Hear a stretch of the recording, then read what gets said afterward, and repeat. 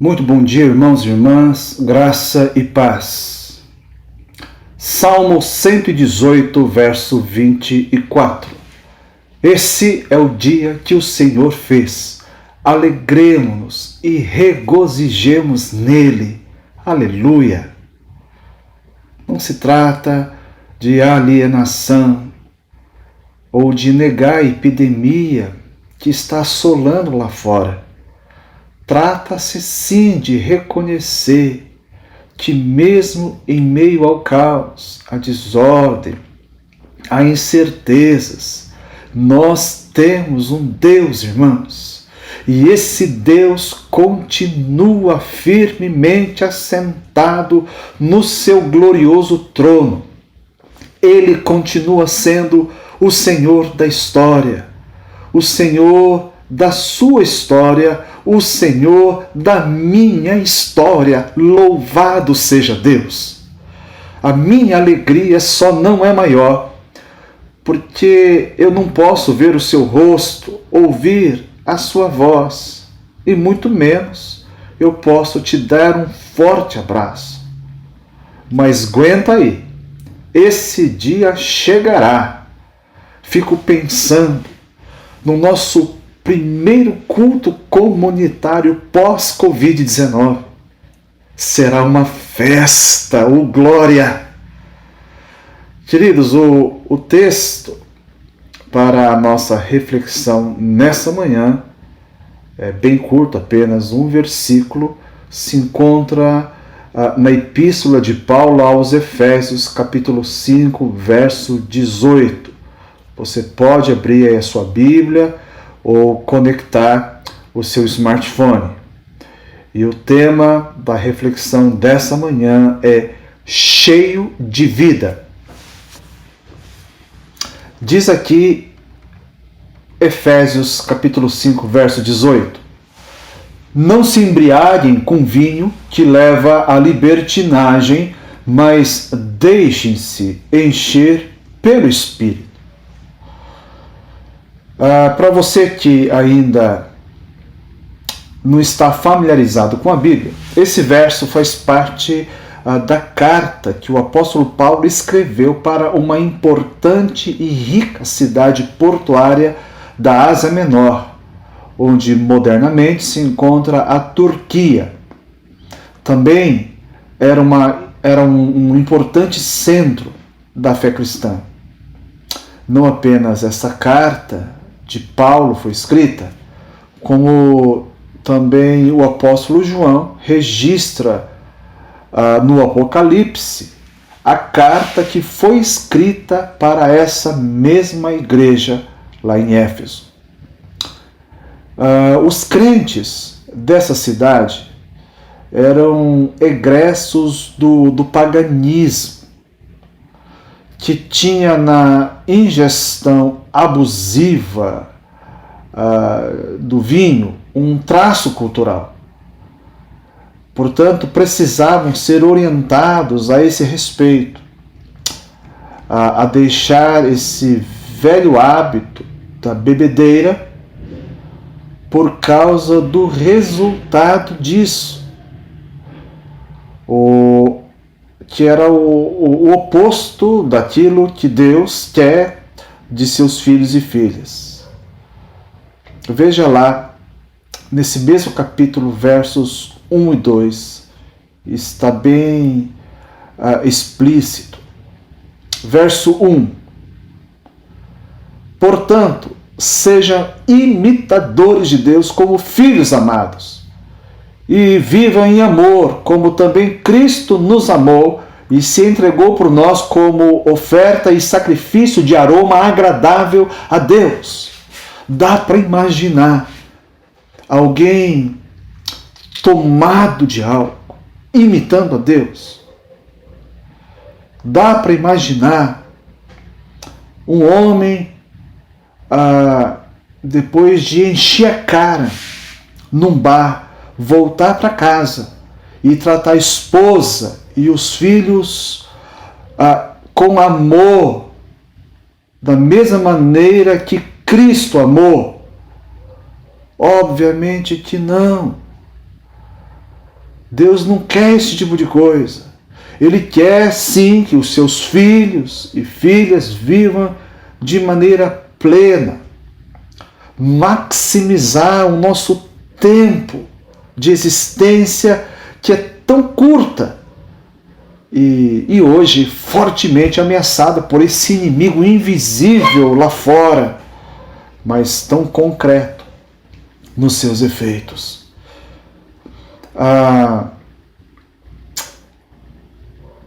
A gente vive a maneira de Deus. E quando a gente vive dessa maneira, a gente consegue cumprir o propósito dessa vida. Quando, como filhos e filhas de Deus que nós somos, o nosso jeito de viver se assemelha ao dele. Quando vivemos em amor, a exemplo de Cristo, como diz o texto. Aliás, ele frisa que esse amor se expressou pela entrega de si mesmo de forma radical e voluntária, o que agradou a Deus. E a pessoa tomada de álcool não vive nada disso. O apóstolo Paulo, ele diz aqui que esse excesso, a embriaguez, produz um comportamento que no original, que foi escrito em grego, é chamado de assotia.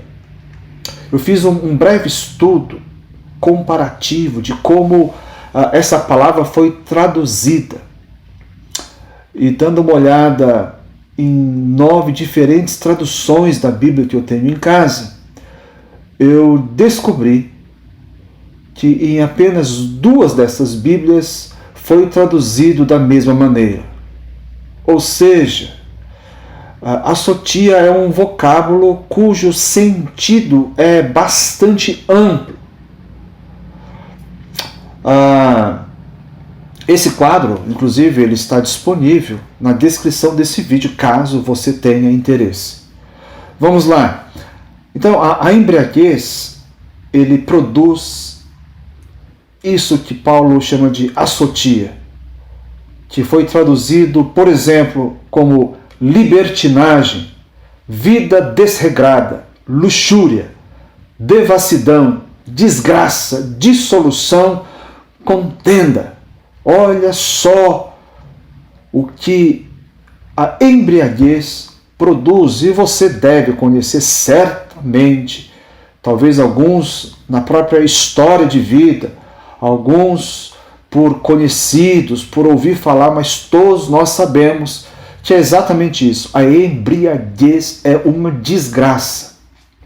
Isso porque o vinho, ele altera a capacidade cognitiva da pessoa, prejudica o raciocínio, enfraquece ou mesmo anula os freios sociais, libera os instintos mais carnais que uma pessoa tem alojado dentro de si, levando a se comportar de modo diferente a que está acostumado quando está no pleno controle de si. O excesso de álcool leva a uma vida totalmente descontrolada. É de se notar que essa mesma palavra, assotia, é empregada na parábola do filho pródigo, lá em Lucas capítulo 15. Como resultado da decisão que o filho mais novo tomou quando reclamou para si a sua parte na herança, estando o seu pai ainda vivo. Veja lá, Lucas capítulo 15, verso 13, o que acontece. Não muito tempo depois, o filho mais novo reuniu tudo o que tinha e foi para uma região distante, e lá desperdiçou seus bens vivendo irresponsavelmente.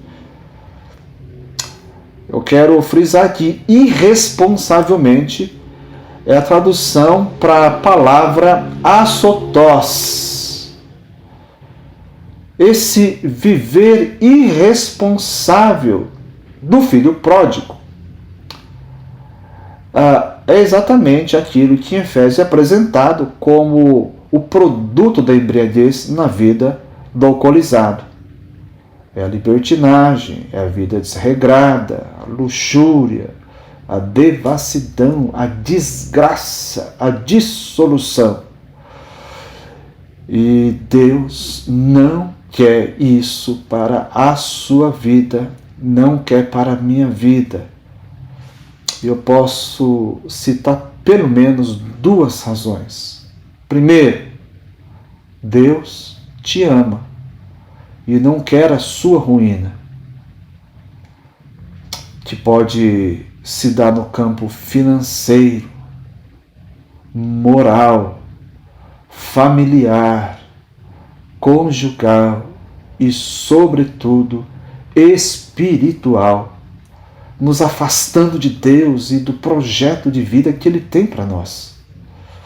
E uma segunda razão é que, vivendo dessa maneira, nós vamos desonrar a pessoa do nosso Deus e Pai. E nossa vida não foi projetada para isso. Nós devemos viver para a glória de Deus e não o contrário. Paulo, escrevendo aos Coríntios, na sua primeira carta, capítulo 10, verso 31. Assim, quer vocês comam, bebam ou façam qualquer outra coisa, façam tudo para a glória de Deus. Esse é o propósito que vai fazer a nossa vida valer a pena. Viver para a glória de Deus. Há cerca de 1 ano, talvez, numa palestra que foi dada na Igreja da Liberdade, o professor doutor Leandro Iannazzi, da Unifesp,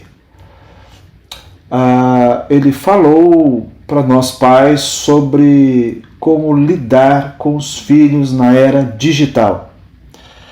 E algo que me chamou muita atenção, uma dica que ele deu sobre como controlar algo que parece impossível para muitos pais. Como desgrudar os filhos do computador ou do smartphone. Como limitar, como tirar os filhos dessa escravidão. E ele então diz assim que não adianta estipular tempo ou tentar diminuir o tempo dos filhos no computador ou smartphone.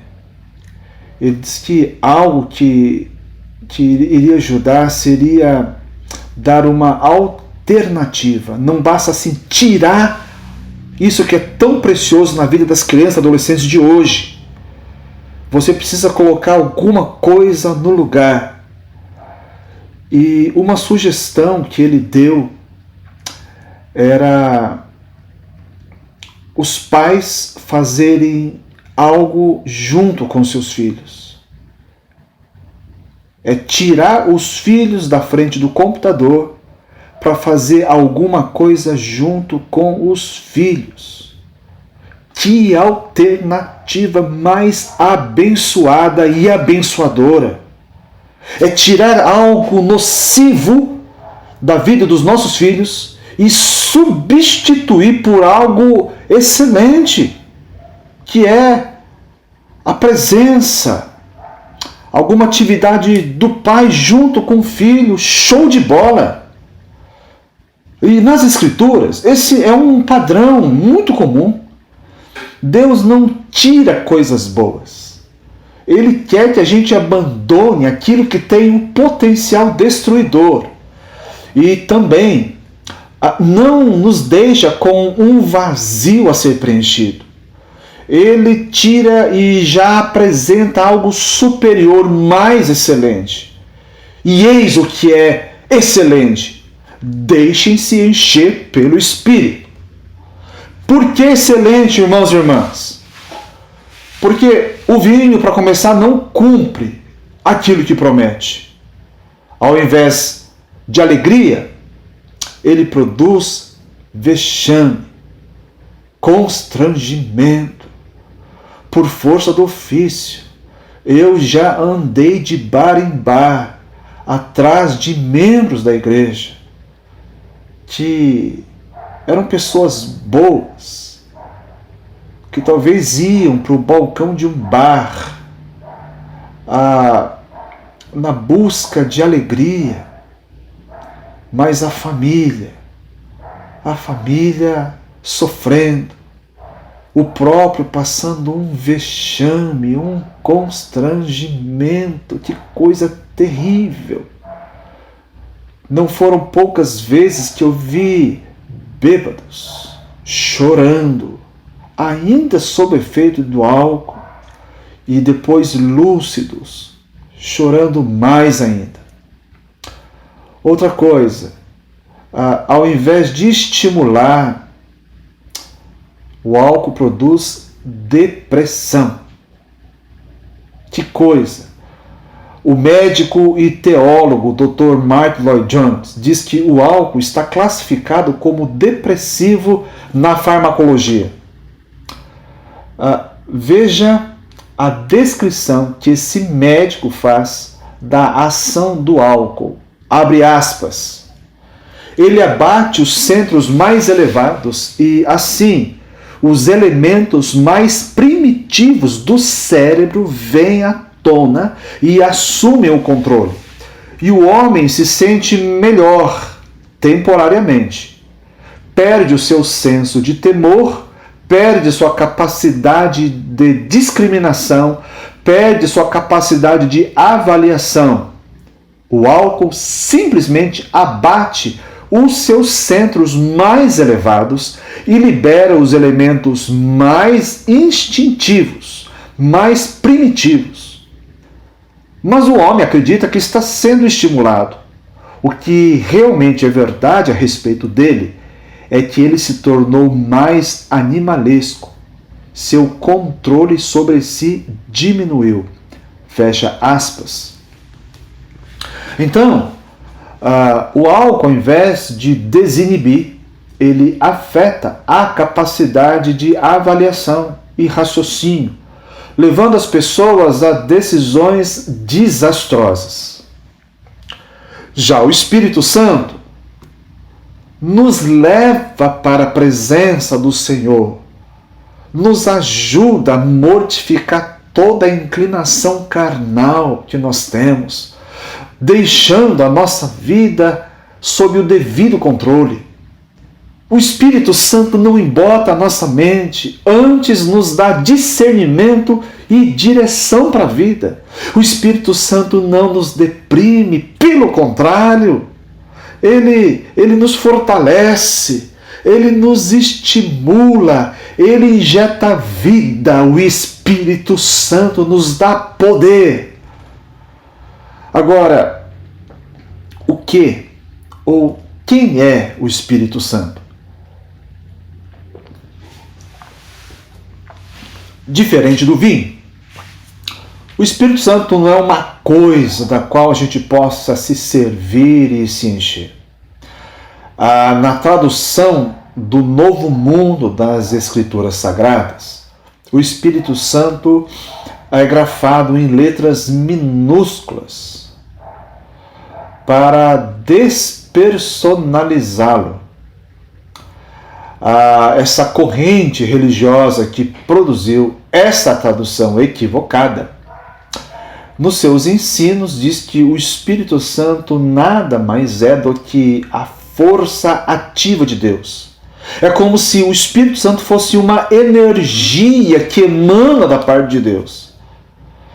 Agora, essa interpretação não resiste ao exame sério dos registros bíblicos sobre o Espírito Santo. Ele é uma pessoa. a terceira pessoa da Santíssima Trindade, o Pai, o Filho e o Espírito Santo. Por ser uma pessoa, então existe uma maneira adequada para nos relacionarmos com Ele. No capítulo 4 de Efésios ainda, no verso 30, vemos inclusive que ele tem emoções. Diz lá: não entristeçam o Espírito Santo de Deus, com o qual vocês foram selados para o dia da redenção. Como alguém pode ser cheio de uma pessoa? Essa expressão causa mesmo estranheza. Vamos entender melhor. Essa expressão encher do Espírito, ela pode se referir a duas situações, condições distintas.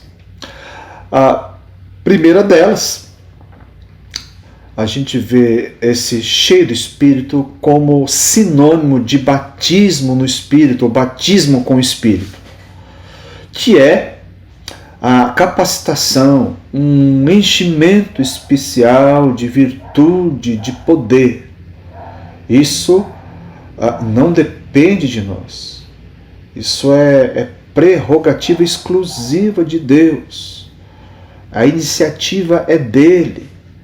O que ele vai derramar, o que ele vai dar é decisão dele, como o ocorrido no dia de Pentecostes, lá no cenáculo.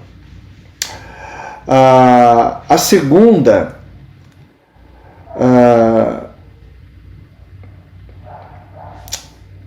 situação ou condição desse encher do Espírito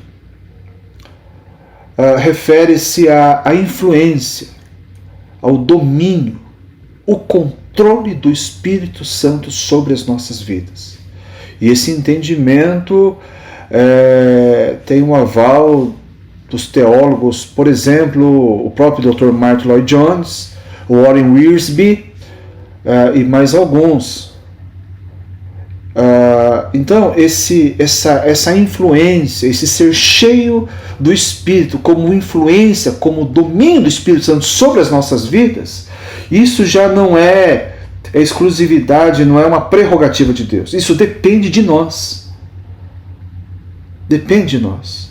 Veja bem, se a gente começa a entender assim, esse paralelo do enchimento com o Espírito com a embriaguez faz todo sentido. Assim como alguém pode se colocar sob influência do álcool, o crente pode se colocar sob a influência do Espírito Santo. É sobre isso que Paulo está falando aqui. Os Efésios, os leitores originais dessa carta, como eu já disse, eram oriundos de uma cultura onde ser cheio de vinho, ficar embriagado, entregar-se à bebedeira era quase a regra. O controle do vinho implicava em descontrole da vida, em libertinagem, em contendas. Então eles são orientados aqui a deixar esse tipo de vida, de comportamento a que estavam acostumados antes de se entregarem a Cristo, para uma vida melhor, uma vida mais plena, não apenas controlada por si, mas uma vida sob um controle ainda superior, o controle do Espírito Santo. Viver sob a influência do Espírito Santo. Uma vida dirigida e capacitada pelo Espírito Santo. Qual o resultado de uma vida assim cheia do Espírito? Ora, alegria é um dos resultados. Essa carta aos Efésios, a outra carta aos Filipenses, a carta a Filemon, são todas cartas chamadas de cartas da prisão, cartas que o apóstolo Paulo escreveu a partir de um lugar totalmente insalubre, né? de um lugar que faria esses presídios do Brasil, superlotados, desumanos, parecer um hotel. Mas a partir de uma situação dessa, ele consegue escrever uma obra fantástica, como a carta aos Filipenses, também chamada Carta da Alegria. Como que a carta mais alegre que esse homem escreve pode ser escrita a partir de uma condição tão desumana? A resposta é simples. Ele era um homem cheio do Espírito. Então, outro resultado de uma vida cheia de Espírito é aquele sentido de propósito, de plenitude. Alguém cheio do Espírito Santo desfruta de paz, de gozo. Nesse versículo, meus amados irmãos e irmãs, temos dois imperativos, um negativo e um positivo. O negativo é não embriagar-se, e o positivo é ser cheio do Espírito Santo. Portanto, ser cheio não é uma opção para o crente no Senhor Jesus Cristo. É uma ordem. Devemos ativamente buscar. Os que são abstêmios, como eu, podem entender que essa proibição, esse imperativo negativo para não se embriagar, não nos diz respeito. O raciocínio é: bom, eu não bebo mesmo, jamais ficarei embriagado. Sim, o texto fala claramente sobre o vinho e o que o excesso do vinho produz. Agora, o foco não está no vinho, mas no resultado desastroso que ele traz. Assim, qualquer coisa que leve o cristão aos mesmos resultados do excesso de vinho também está em foco aqui. Vamos pegar, por exemplo, o filho pródigo, em Lucas capítulo 15. Lá não há menção, em momento algum, dele ter se embriagado.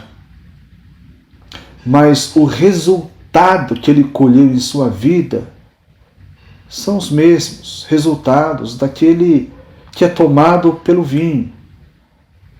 Quais foram? Desperdício, dissolução, lascívia, depravação. Então, tudo isso aqui é resultado desses excessos. Porque quando a pessoa não é controlada, ela não é cheia do Espírito, ela vai ser cheia de uma outra coisa, cheia de si mesmo, cheio de qualquer outra coisa que não o Espírito, vai nos levar a resultados que não serão bons. Aqui, nesse texto, não há escolha. Claramente Deus aponta o caminho a ser seguido. Ele fala: olha, deixe o vinho e abrace o Espírito. Não se encha de vinho, se encha do Espírito. E isso Deus deixa muito claro. Esse negócio de escolhas, desde o início, a gente precisou fazer escolhas. O homem teve que fazer escolhas. Já lá no Éden, antes mesmo do pecado entrar no mundo, Deus colocou diante do Adão obedecer a Deus e viver, ou desobedecer a Deus e morrer. A escolha dele nós sabemos qual foi. Em Deuteronômio, Deus deixa ali para o povo de Israel escolher entre a bênção e a maldição, a morte e a vida. Mais adiante, em Josué, a escolha, no final ele diz assim, olha, vocês escolham agora quem vocês vão servir, se aos deuses que os povos que viviam aqui seguiam ou se o Senhor. E Josué se adianta e diz, eu e a minha casa serviremos ao Senhor. Aqui Josué chama para si o papel de sacerdote do seu lar, do seu clã. Muito bem, a pergunta que não quer calar: como ser cheio do Espírito Santo? Tomando consciência da presença dele, o Espírito Santo. A Bíblia diz que nós somos templos, a habitação do Espírito Santo. Também submetendo, acolhendo toda orientação e direção que ele der, de modo especial quando isso for contrário à nossa vontade. Também, como sugere John Stott, evitar com arrependimento tudo o que entristeça o Espírito Santo. Ainda John Stott, ele fez um paralelo desse texto com Colossenses 3,16 e afirma que obedecer à palavra é virtualmente idêntico a encher-se do Espírito. Por isso, nós enfatizamos tanto, meus amados irmãos, a que leiam as Escrituras Sagradas. Você precisa ler para entender qual é a vontade de Deus. E seguindo a vontade de Deus é uma maneira segura de encontrar esse enchimento do Espírito. Agora veja bem, encher-se do Espírito não é transbordar de coisas, de situações favoráveis. Sabe, não é encher o tanque da satisfação pessoal e egoísta. Pode ser até quase o contrário. Ser cheio do Espírito nos leva na direção de Deus. Eu passo a amá-lo mais, servi-lo mais, eu disponho-me melhor e com mais alegria. E em relação ao próximo, a gente passa a se dirigir com mais humildade.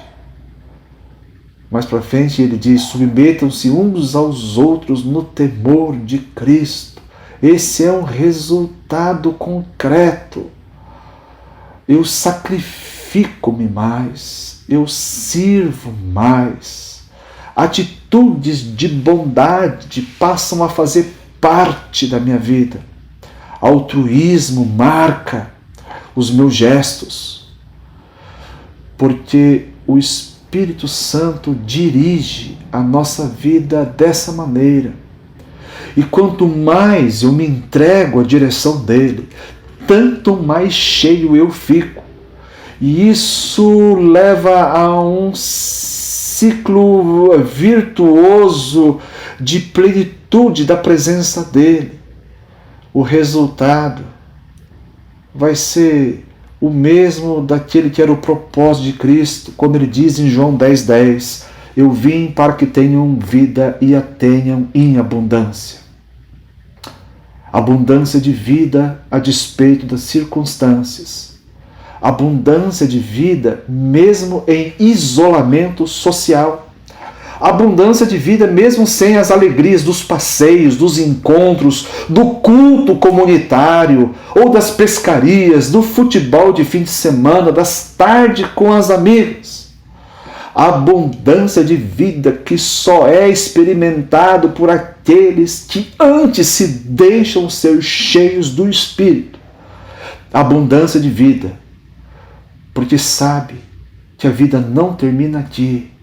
Por isso não vive debaixo de uma sombra de medo, seja pela morte natural, seja por causa da morte pelo Covid-19, porque a vida com Cristo que começou aqui, você sabe, tem continuidade após a morte.